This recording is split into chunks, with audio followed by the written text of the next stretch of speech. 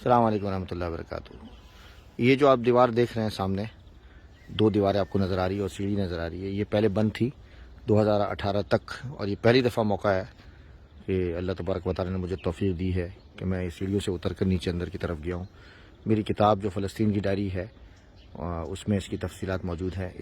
اس جگہ کو باب التوبہ، باب الرحمت کہتے ہیں، باب الرحمہ کہتے ہیں، باب الذہبی کہتے ہیں، اور اسی دروازے سے حضرت عیسیٰ علیہ السلام مسجد اقصیٰ میں داخل ہوں گے، اور دجال بھی اسی دروازے پر کھڑا ہوگا اور انتظار کرے گا کہ اس کو اندر داخلے کی اجازت دی جائے گی، لیکن فرشتے اس کو اس داخلے کی اجازت نہیں دیں گے۔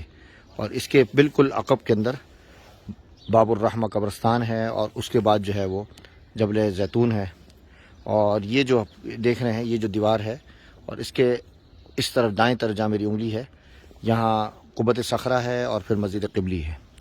تو اس کے بارے میں بتایا جاتا ہے کہ حضرت سلیمان علیہ السلام نے اپنے سرکش جنات کو اس جگہ پر قید کر کے رکھا ہوا تھا، اور جب مسجد اقصیٰ کی تعمیر کا حکم جنات کو دیا تو حضرت سلیمان علیہ السلام اسی مقام پر مطلب کافی عرصے تک اپنے عصا کے سہارے کھڑے رہے، اور بتایا جاتا ہے کہ حضرت سلیمان علیہ السلام کا پھر انتقال ہو گیا اور اسی جگہ پر ان کو دفنایا گیا۔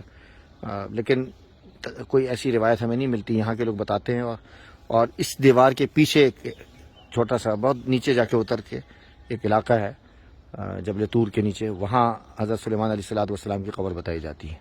تو یہ مقام ہے جو مجھے آپ کو بتانا تھا۔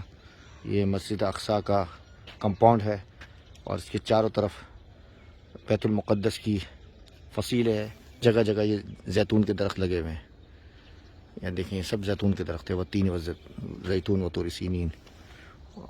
تو باقی میں نے بتایا تھا آپ کو کہ یہاں سے حضرت عیسیٰ علیہ السلام داخل ہوں گے۔ آج 26 تاریخ بلکہ 27 تاریخ ہے، 27 مارچ، اور بروز اتوار، کل انشاءاللہ العزیز ہماری روانگی واپسی ہے۔ جزاک اللہ، السلام علیکم ورحمۃ اللہ وبرکاتہ۔ جتنی بھی ویڈیو آپ حضرات کو بھیجی گئی ہے اس کو ضرور شیئر کریں۔